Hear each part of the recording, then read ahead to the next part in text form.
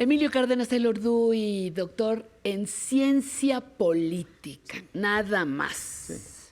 Como Qué hobby hago complicado. película. Como hobby hago Como película. hobby hago película. Sí. Pero eres doctor en ciencia política y como hobby hay film. Hago películas. Hay sí. entrevistas, Sí, porque son entrevistas, películas con entrevistas. Bueno, documentales, nada más documentales. Documentales, sí. exacto. Yo te quiero felicitar. ¿Por qué? Porque el día de hoy, fíjate, vi el programa dedicado a Octavio Paz. En la sección de Álvaro En la Cueva. sección de Álvaro, maravilloso. ¿eh? Sí, sí. Y hoy vamos a hablar de Rulfo. Ay, mira. Traigo una conversación con Luis Tobar, director de las semanas, la semanal, de la jornada semanal, Sí, sí. el director. Y ahora sí puedo saber cuándo hice la entrevista, porque yo digo que tenía 65 años. Ajá. Y ahora ¿Él o tú? No, yo digo ahí que tengo 85 y digo 65. Le hice la entrevista hace 18 años. Cielos. 18 años. Y te voy a contar una cosita. No tenemos tiempo, creo que no tengo tiempo. Sí, Pues, cuéntala. mira, 1.28. el asunto es que el premio Nobel, Sí. Octavio Paz, no aparece entre los 100 escritores más importantes de la historia de Homero a nuestra época. No me digas. El que aparece es Juan Rulfo. Juan Rulfo aparece entre los 100 mejores escritores de la historia universal. Pues ya lo incomodaste en su tumba. Y los dos son muy amigos, fuimos muy amigos, la ¿Sí? verdad. Sí, sí. ¿De los ambos? dos. ¿De ambos? De ambos, sí, sí. No tenemos tiempo de platicar de eso, pero qué curioso, ¿no? Que nuestro premio Nobel no aparezca en la encuesta que hace la UNESCO. No tenemos tiempo. Al final te digo qué hay que hacer, ¿no? Ajá. Pero esa lista está vigente hasta hoy. La acaban de hacer. Debe tener un periodo específico. Es una lista que se hizo en 2017. Y no salió. Y el que sale, el único mexicano que sale es Juan Rulfo. Suficiente orgullo. ¿Qué te parece? Suficiente orgullo, aunque por ahí algún ego herido. Pues o sí, varios, no lo sé. sí, sí. Muy bien. Luego te cuento por qué conozco esto. Bueno, muy bien. Vamos entonces al video con Luis Tobar, director de La Jornada de En Medio. ¿Y tú cuando tenías? 65. A ver, te voy a ver. Y ahora 83. A ver, vamos. Hace 18 años. Muy bien. Vamos al video.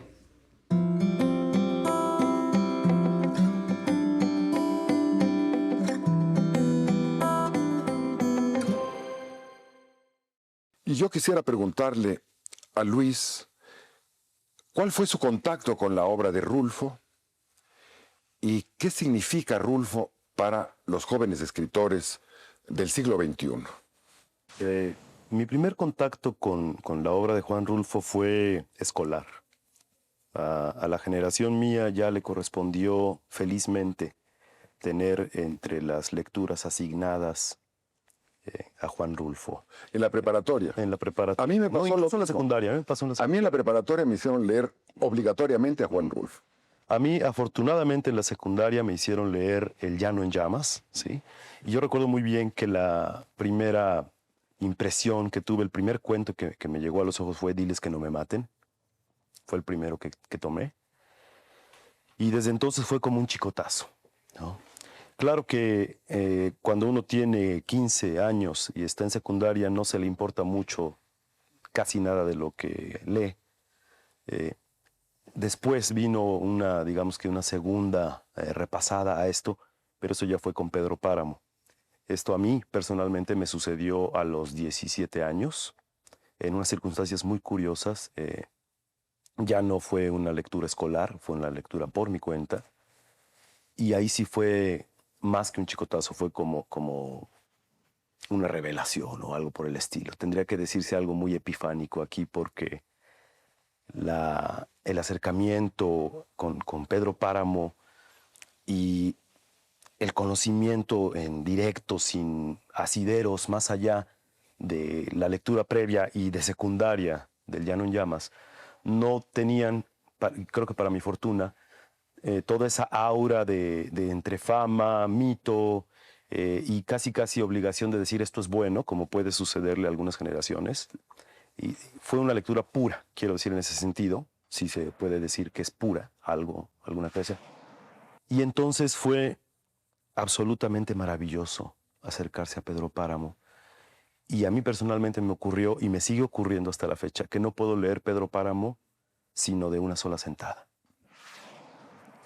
Eso me ocurre siempre, ¿no? Es este encuentro con Pedro Páramo. El objetivo de este programa realmente es invitar a la gente a leer a los autores de los que aquí hablamos.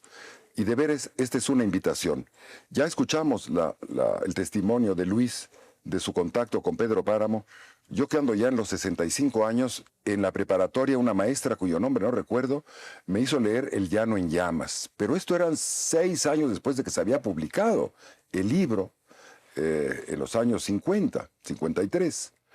Y afortunadamente me hicieron leer el libro y hice un trabajo escolar sobre él. Para la época de 1980 en que se hace el homenaje, Benítez dice que se hacen tirajes de 100,000 ejemplares de la obra de Juan Rulfo para 1980. Yo creo que es un caso insólito. Ningún escritor mexicano lograba en aquel entonces, no sé cuáles sean ahora los que estén haciendo, pero 100,000 ejemplares, porque era lectura obligatoria en secundaria en tu época y en preparatoria en la mía. Y a mí, como a García Márquez, nos pasó lo que le pasó a Nietzsche cuando un día cayó un libro de Schopenhauer y estuvo 4 días sin comer ni dormir leyendo a Schopenhauer. Eso le pasó a García Márquez, se lo llevó Álvaro Mutis y lo leyó 2 veces sin parar y sin dormir. A mí me pasó en Cuernavaca, yo trabajaba en una biblioteca, tomé el libro un sábado y me quedé alucinado. Y diré que sin haber entendido nada, lo cual no quiere decir que no hay que leer a Rulfo. Es una obra de tal originalidad que no entendí nada de lo que leía, pero no podía separar mis ojos de aquellas páginas. Me pasó lo mismo con Muerte sin fin, en donde tampoco entendí nada, pero los programas que hacemos ahora es para que la gente sí lo entienda, porque cuando yo era estudiante de preparatoria nadie nos explicaba o nos daba un cierto asidero para entrar. De manera que estamos hablando de una obra que, como la de Jaime Sabines, convoca multitudes. 2 autores, y esta es una grandeza del pueblo mexicano, yo creo, adoran a sus escritores cuando son oro puro, como el caso de Sabines o como el caso de Rulfo. ¿Qué significa? ¿Cuál es la vigencia de Rulfo entre tus amigos, la gente que tú ves en el periódico, tus amigos escritores? Sí. ¿Qué sigue significando para ustedes la obra de Rulfo, que nació pues ya hace casi 90 años, en 1918? Así es. No, la importancia de Juan Rulfo y de su obra es absoluta. Es la importancia más grande que puede tener un autor por todo lo que estás mencionando. Y mira, uno de los indicadores o de los parámetros que yo tengo muy a la mano es por el trabajo que desempeño en la jornada semanal como jefe de redacción, por lo cual soy el que recibe todas las propuestas, las propuestas de publicación, peticiones de temas de los lectores, etcétera. Y Juan Rulfo siempre está presente, ¿sí? Siempre alguien quiere decir algo de Juan Rulfo, siempre alguien tiene algo más que aportar en cuanto a reflexiones sobre su obra, bien sea desde la perspectiva filológica o desde la perspectiva semántica o desde de la historia de la literatura o de cualquier otra vertiente que tú puedas imaginarte. Aquí estamos, testigos de tu conversación con Luis Tobar. Con Luis Tobar. Pero estábamos hablando de Rulfo y hay que leerlo. Ahora, si no lo quieren leer, vean unos programas que hizo su hijo. Juan Carlos Rulfo hace películas sensacionales. Sí.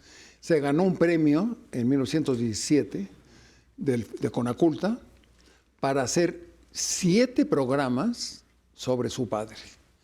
Y están ahí en la nube, los buscan, Juan Carlos Rulfo, Centenario de Rulfo. Y se pueden evitar leer el libro porque ahí les explican todo. Entonces, no.